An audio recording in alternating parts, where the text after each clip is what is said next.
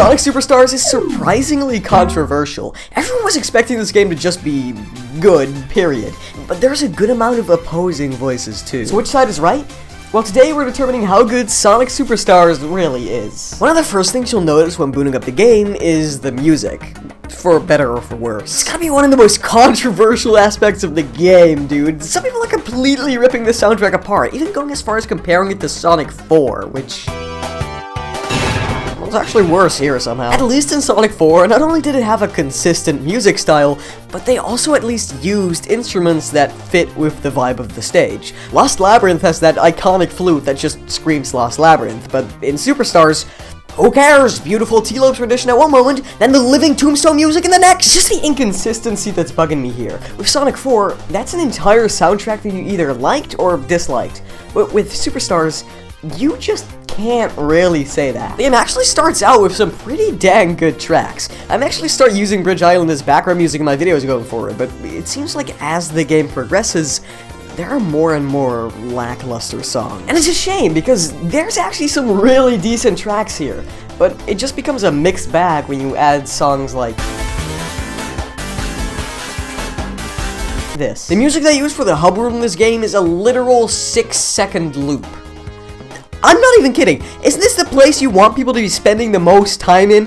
It really doesn't make sense to me, and this is an absolute slap in the face towards other hub worlds in the series, especially games like Generations, which had frankly beautiful renditions of each zone's music. I think this could have worked out for Superstars too. Imagine going for a sort of Banjo-Kazooie type thing where the music changes based on where you are in the hub. This song is looped 4 times now. My theory here is that Jun Senoue, the composer of the Sonic 4 soundtrack, made all the songs first, and then they sort of had to get remixed by other artists last minute. There's actually early versions of a lot of the tracks that sound very akin to Sonic 4. In fact, Bridge Island has a whole variation left over in the files that actually sounds like it came straight out of that game.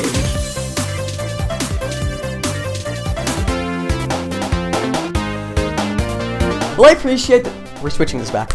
I appreciate the fact that Sega does know that this kind of soundtrack isn't what we're into, but it just makes for a very inconsistent OST that is hard to count as a positive or a negative of the game. I've heard a lot of people trash on the visuals here too, and honestly, it's not horrible, but it is also a bit of a mixed bag. I won't lie, if you told me this was a 3DS game that came out in 2014, I would have believed you in a heartbeat, especially the Switch version. Yeah, sorry for hopping between Switch and PC graphics throughout the video.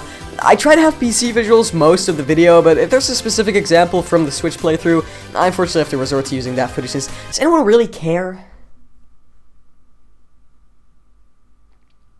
It got kind of deep. It's often hard for 2D games to make it feel like what's over there is also over here. The background and the foreground need to be distinct so they don't blend into each other, but it should still feel believable as though you're right in the middle of the stage. This is something that's missing in Superstars, and with all the polish that this game has in its other aspects, that's quite odd in my opinion. Looking at the credits for the game, they actually seem to have a bunch of background artists, so I'm thinking this was a stylistic choice. That doesn't make it better though. In fact, having something be intentionally bad looking is kind of a worse look. Backgrounds aside, I do gotta say the actual stages themselves do look very good. There's so many unique visuals here. The blue ruins of Bridge Island, the vibrant deserts of Sand Sanctuary, the diamond patterned trees of Sky Temple.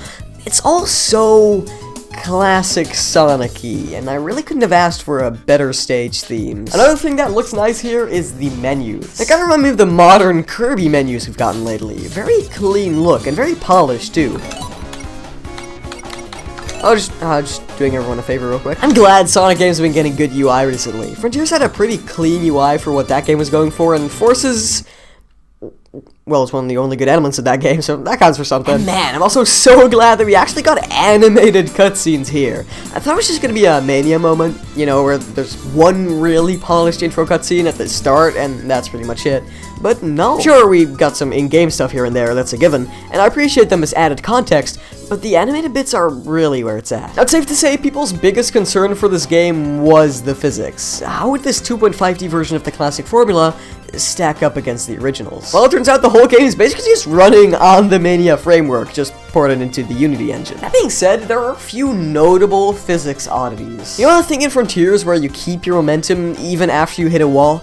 Yeah, somehow that's in this game too, and while it's not a very major bug, if you play this game as long as I have, it does become annoying. I was actually super surprised by the amount of ways this game evolves the classic Sonic formula. At first glance, this looks like just your regular old classic Sonic game, but that really couldn't be further from the truth. This really feels like classic Sonic's Crash 4, in the sense that it takes the basic elements from each classic game and cleverly mixes it together into something brand new. This part with the big robot wheel, for instance, it really reminded me of this part from Sonic 3, but Superstars expands on it by actually adding a bit of challenge here, by requiring the player to jump over the gaps created by the whale. This is super cool, because not only is there a homage to something from a previous game, but they also improve it in a sense by expanding upon it. The level design in general is very Sonic 3-ish, more so than Sonic 2. It's a bit of a shame since I obviously prefer more streamlined stages as seen in Sonic 2, but I do understand that people generally love Mania and 3 more, so it's understandable that they would rather go for that style instead. Okay, that definitely wasn't supposed to happen. I do gotta say there's a lot of zones here that are one act only for seemingly no reason. Sky Temple, for instance. This is a pretty cool zone with some pretty nice graphics in my opinion, but it's only one act long, and I'm just like, why? That makes absolutely zero sense, and it's also just a waste of assets here. You could have easily made another stage with these assets, but instead we just get less content. I've heard people say there's too many gimmicks in this game, and honestly, I don't really see it besides maybe this one Amy act, Cyber City, and this Galaga. God, what is it with Sonic games and Galaga boss fights? Sonic Superstars is so funny. One moment you're thrown into some lame-ass Galaga fight, the next you're introduced to the most interesting concept for a video game level in the history of video games. I just want to give a quick shout out to this stage, honestly. Pretty cool. My jaw was on the floor, like, no idea how more video games haven't done this.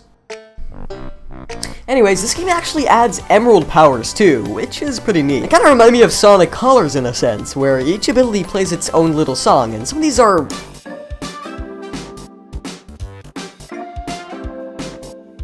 I really appreciate all the new additions here, big or small, like the new semi-special stage wormhole bits, the checkpoints giving you directions, getting the chance to retry stages after you've completed them, and the end capsule having a little slot machine. I'd actually love for some of these to be modded into the older titles. And yes, I even like the Sonic 1 callback with these bonus stages. That physics bug somehow makes it feel more snappy here than in Sonic 1, which honestly, how did they even do that? The real special stages are better though, but they're still kind of annoying here and there. I end up just sort of flying in circles most of the time because I could not catch up to some of these. There seems to be some kind of weird bias with the swinging where it mostly detects targets that are to the right of you for some reason. Honestly, I'm kind of mixed on these special stages here.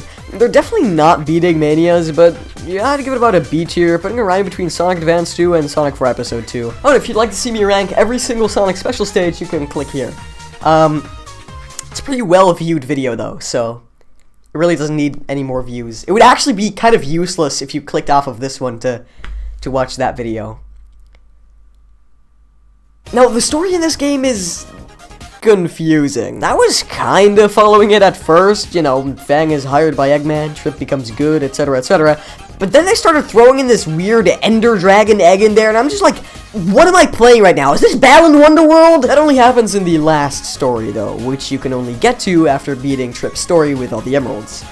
Which you can only get to by beating the regular story mode. Yeah, you kind of have to beat this game twice in order to get the true ending, but honestly, Sonic games have done so much worse over the years, I've kind of become numb to it. Now, Trip's story kind of acts like a hard mode of sorts, and while the level design itself remains pretty easy for the most part, it's more like a different mode, honestly.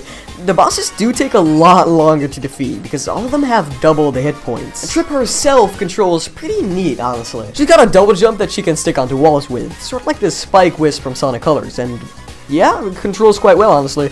I really don't know why they tried going for the Vector jump for her, though. Her design really doesn't beg for this kind of jump ball like Vector's did. Vector only had this jump ball because of his lanky proportions, but here it just feels more like a reference than anything, honestly. I'm just gonna go over the battle mode really quickly because I honestly think it was just a bit undercooked. I spent a while trying to unlock more parts for my prototypes, but I think I hit the max already because I just cannot figure out how to unlock more shop items here. Maybe you need to get certain achievements or something? I have no idea, but I really wish I had more of a reason for all of these medals I got. I would have also loved to be able to play as my little robot OC in the actual game as opposed to only in the battle mode, but It's whatever. I got kinda hyped when Trip Story unlocked because I thought we were gonna get a Triple Trouble 16-bit situation where you keep unlocking more and more characters by beating their campaigns. The game would have been pretty well off if that were the case, in my opinion. Imagine Trip Story unlocking a Fang story, and Fang story unlocking a Prototype story, and the Prototype story unlocking something else. They could just have the stupid final boss as a supersonic ending to the normal campaign. Whatever. In general, Sonic Superstars is a really well-designed Sonic game that's just held back by a bit of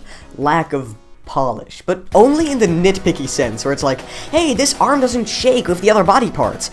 It's not a fundamental design issue like there was for Frontiers Update 3. There's a notable lack of sound design here. Sometimes there's no sound effect for things that really should have one. Sometimes sounds are way too loud, and some sounds are even ripped straight out of Sonic Mania. That, combined with the inconsistent soundtrack, makes Superstars a very inconvenient game to listen to. To that one blind Sonic fan out there, I'm so sorry. But hey, at least the game is still pretty fun. While it's not without its flaws, Sonic Superstars is a really well-designed game that basically takes the best elements from each classic game and puts it in a single, nicely packaged experience.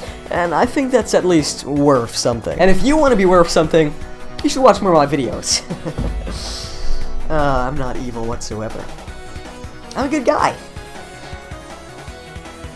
Right?